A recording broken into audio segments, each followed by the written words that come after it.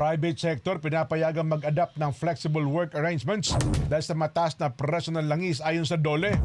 Babalita po naman yan ni Erlo Bringas. Erlo?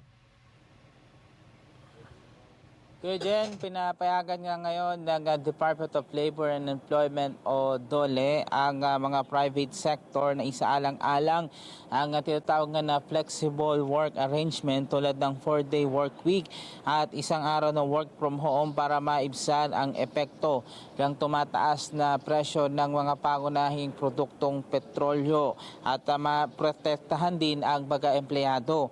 Ayon kay Bureau of Working Conditions Director Alvin Corrada, voluntaryo ang pagpapatupad nito at nakadepende pa rin sa kasunduan ng employer at empleyado. Nilinaw niya na may mga sektor na posibleng hindi ito kayang ipatupad dahil sa posibleng epekto sa operasyon maging sa ekonomiya. Sa 4-day work week, maaaring ipagkasyahin ang 40 oras na trabaho sa 4 na araw mula Lunes hanggang Huwebes, samantala sa work from home setup, pwedeng magtrabaho sa bahay. Halimbawa tuwing Biyernes, depende sa uri ng trabaho.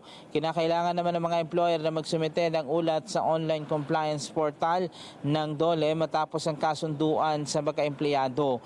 Ang paalala ay kasunod pa rin ng malalaking pagtaas sa presyo ng langis dahil nga sa lumalalang tensyon sa gitnang silangan matapos ang joint military operations ng United States at Israel laban sa Iran noong pang February 28. Sa ngayon Kuya Jen, wala pang pahayag ang ilang mga private sector pero ang Philippine Chamber Commerce Industry ay nagpahayag na nga kamakailan na susuportahan nila itong inisyatibo or itong panukalang ito ng pamahalaan pero hindi pa lahat ng uri ng negosyo ay makakasunod dito dahil may kailangan pa raw isaalang-alang pa lalo na yung mga maliliit na negosyo. Yung mga latest, Erlo Bringas para sa 100% balita.